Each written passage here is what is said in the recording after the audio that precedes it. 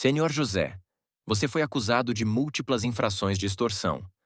Seu esquema criminoso se estendeu por 20 anos e afetou milhares de vítimas.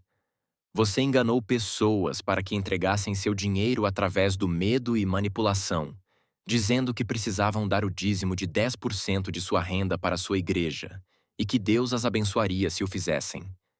Você também afirmou que se não dizimassem, Deus as amaldiçoaria. Como se declara? Me declaro inocente, meritíssimo. Não fiz nada de errado. Apenas preguei o que a Bíblia diz. Na Bíblia, Abraão deu o dízimo a Melquisedeque e Deus o abençoou por sua fidelidade. A Bíblia até diz que ele era rico em prata e ouro. É verdade que em Gênesis 13:2 a Bíblia diz que Abraão era rico em gado, prata e ouro? Sim, exatamente. Foi isso que eu disse. Ok, lemos sobre Abraão sendo um homem rico no capítulo 13, mas somente no capítulo 14 de Gênesis lemos sobre ele dar o dízimo a Melquisedeque. Então, ele já era rico antes de dar o dízimo, não era? Sim, acho que sim. Então, sua riqueza não foi resultado do dízimo dado a Melquisedeque? Não, Senhor José, você também disse que Deus o abençoou por sua fidelidade ao dar o dízimo. Quantas vezes está registrado que Abraão deu o dízimo a Melquisedeque? bem, apenas uma vez. A Bíblia nunca diz que ele deu semana após semana? Não, não diz. Qual era a origem ou características daquilo que Abraão deu a Melquisedeque? Bem, a Bíblia diz que foi dos despojos da guerra. Então você está dizendo que ele deu um dízimo de despojos de uma guerra? Sim, é isso que a Bíblia diz. Então, basicamente, ele pegou coisas que não eram realmente dele em primeiro lugar e as deu como dízimo? Isso é o que a Escritura parece indicar. Está registrado que ele alguma vez deu parte de seus próprios bens como dízimo a Melquisedeque ou a qualquer outra pessoa? Acho que não. Você acha que não? Você é um pastor e está apenas supondo. Está ou não está escrito que Abraão deu de seus próprios bens como dízimo? Não, não está escrito em lugar nenhum que eu tenha visto. Está registrado exatamente o que Abraão deu a Melquisedeque? Acredito que menciona despojos. Então, despojos pode significar qualquer coisa? Sim, suponho que sim. Poderia ter sido comida, gado, ovelhas, bens das pessoas ou qualquer outra coisa, correto? Sim, correto. A passagem não menciona dinheiro, correto? Não, dinheiro não é mencionado. Apenas bens, comida e pessoas. Então, você não pode afirmar com certeza absoluta que Abraão deu dinheiro a Melquisedeque, pode? Merentíssimo, não posso afirmar com absoluta certeza. Deus ordenou que Abraão desse esse dízimo dos despojos a Melquisedeque? Não, parece que ele fez isso voluntariamente. Então, por causa dessa oferta, que foi 100% voluntária e única da parte de Abraão, que pode nem ter incluído dinheiro, você assumiu que todos os cristãos devem entregar 10% de seu salário semanal a uma igreja local ou a uma rede de igrejas ou associações? Considerando todas as evidências, não há dúvida de que você tentou deliberadamente fazer as Escrituras dizerem algo que elas não dizem, para ganho financeiro pessoal ou da organização que você serve. Reconheço agora como foi tolo ao usar a história de Melquisedeque para justificar a exigência do dízimo em dinheiro. Mas há muitos outros versículos que apoiam minha crença no dízimo. Jacó, por exemplo, disse que daria a Deus 10% de tudo. Devemos seguir seu exemplo. Vamos ver o que Jacó disse. Leia o versículo ao qual você se refere. Estou com a Bíblia aqui. Vamos lá. Em Gênesis 28, a partir do verso 20, está escrito: Jacó fez um voto, dizendo: Se Deus estiver comigo e me guardar neste caminho que sigo, e me der pão para comer e roupa para vestir, e eu voltar em paz à casa de meu pai, então o Senhor será meu Deus. E esta pedra, que coloquei como pilar, será a casa de Deus, e de tudo o que me deres, certamente te darei o dízimo. Você então afirma que devemos seguir o exemplo de Jacó, correto? Sim, ele fez um voto de dar o dízimo, e nós deveríamos também. Note que Jacó disse que daria a Deus 1/10 apenas se ele o abençoasse primeiro.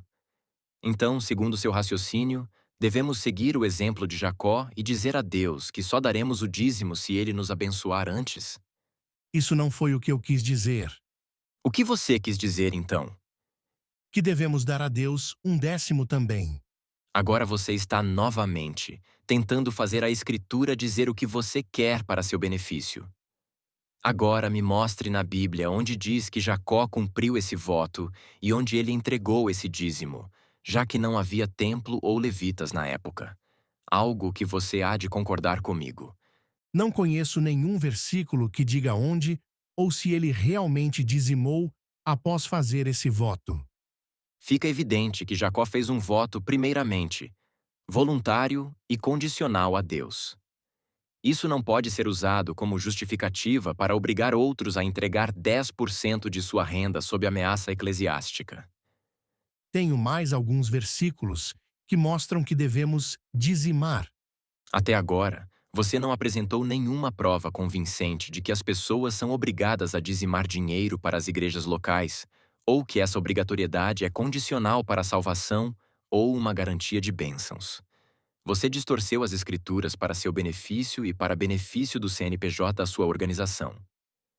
Mas, para ser justo, gostaria de te dar a oportunidade para apresentar mais evidências. Obrigado, Merentíssimo. Bem, em Malaquias 3, a partir do verso 8, está escrito: Roubará o homem a Deus? Todavia, vós me roubais. Mas dizeis: em que te roubamos? Nos dízimos e nas ofertas. Sois amaldiçoados com maldição.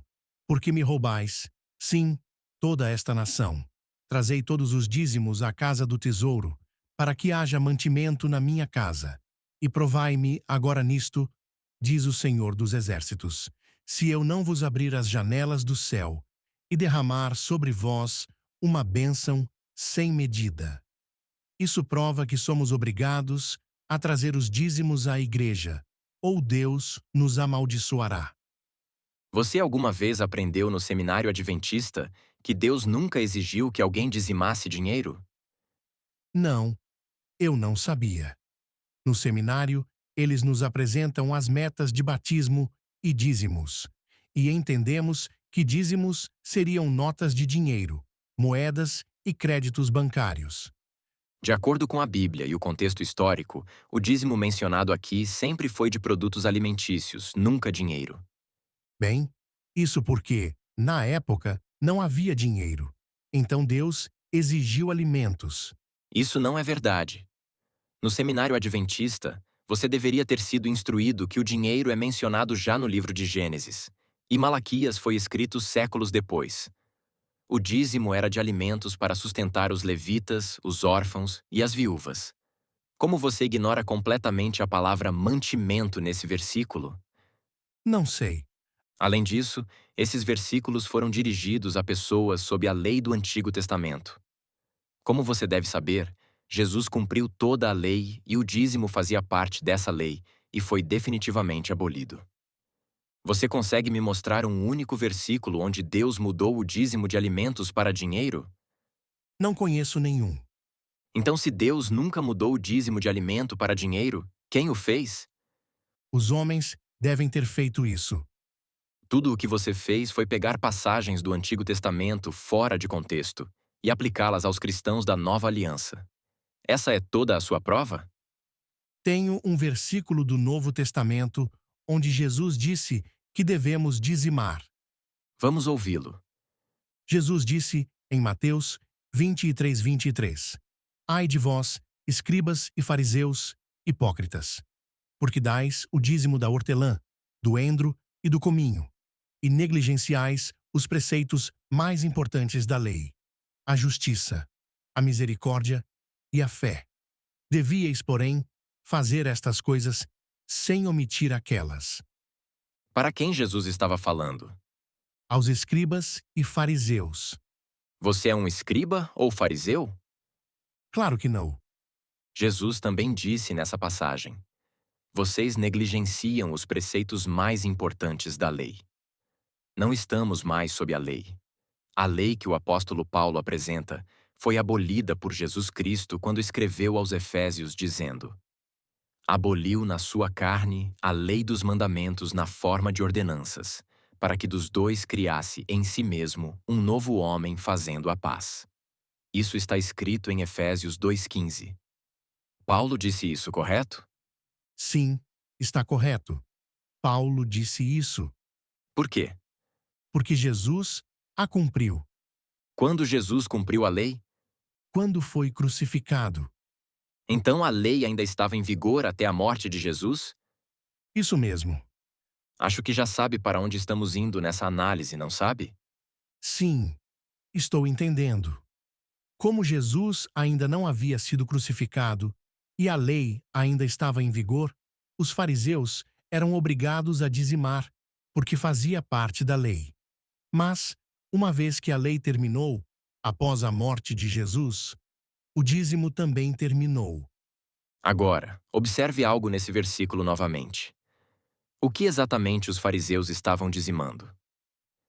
A Escritura diz que era hortelã, endro e cominho. Alguma menção a dinheiro? Não, não há menção a dinheiro. Mais uma vez, era de produtos alimentícios que estavam dizimando, não de dinheiro. Você tem mais alguma coisa a dizer ou declarar? Se as pessoas só dizimassem produtos alimentícios, como as Escrituras dizem, como a igreja sobreviveria? Temos o pagamento dos financiamentos, dos carros, da estrutura das associações, da moradia, contas de serviços públicos, salários e muitas outras despesas que a igreja adventista possui. E como os pastores adventistas vão conseguir sobreviver? Nós dependemos do dinheiro do povo. E tem mais: Ellen White, a profetisa do Senhor, disse que não dizimar é roubar a Deus. O que importa acima de qualquer coisa? A Bíblia ou a palavra de Ellen White? Qual você escolhe para ser sua única regra de fé e prática? A Bíblia. Portanto, vamos permanecer com a Bíblia ou você terá que se defender de outras posições supostamente teológicas vindas de fontes que não são bíblicas. A necessidade não justifica os meios. Em outras palavras, só porque há todas essas despesas, isso não dá o direito de distorcer e manipular as Escrituras e fazer com que as pessoas deem dinheiro sendo ameaçadas e amaldiçoadas por Deus ou perderem a salvação para sustentar uma organização ou igreja. Para concluir, vamos recapitular alguns pontos. O dízimo nunca foi dinheiro. O dízimo era uma lei do Antigo Testamento, que não é mais obrigatória. Quando era obrigatório, era usado para sustentar as pessoas, não os edifícios. Estamos sob uma nova aliança agora. Paulo instruiu os crentes de Corinto sobre como devem dar. Cada um contribua segundo propôs no seu coração, não com tristeza ou por obrigação, porque Deus ama quem dá com alegria. Assim, cada crente deve dar conforme decidiu em seu próprio coração. Se alguém está tentando obrigar as pessoas a dar sob ameaça de maldição ou qualquer outro motivo, está errado. Alguém não pode dar com alegria se está sendo forçado a fazê-lo. Se a igreja não pode sobreviver com ofertas voluntárias, talvez Deus não esteja nela. Eu nunca percebi todas essas coisas. Sempre me ensinaram que tínhamos que dar o dízimo do meu salário para as associações e uniões da Igreja Adventista crescerem e uma parte das ofertas para a minha igreja local. E foi isso que sempre ensinei. Sempre sofri ameaças dos meus superiores por não cumprir metas de dízimos e sofri muito. Não tinha outra opção. Tinha que forçar meus sermãos no púlpito e usar táticas de ameaça teológica. Ou era assim, ou correria o risco de perder meu emprego. Não fui totalmente sincero e honesto, mas era isso, ou o pão de cada dia da minha família estaria em risco. Mas agora, vejo que estava completamente errado. Eu não estudei as Escrituras por mim mesmo. Apenas aceitei a palavra de outros homens e a pressão que a Igreja Adventista do Sétimo Dia impõe sobre nós pastores. Sim, sou culpado. Não ensinarei mais esse erro. Vejo que isso foi feito por ignorância. pressão empresarial e sim, desonestidade. Mas vejo que há arrependimento.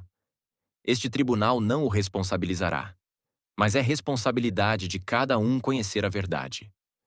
Aconselho a todos a realmente começarem a estudar a Bíblia e buscar a Deus sobre o assunto do dízimo, e seus olhos se abrirão. Não aceitem mais cegamente a palavra dos homens. Comecem a buscar a Deus para saber como e onde Ele deseja que deem. Este tribunal está encerrado.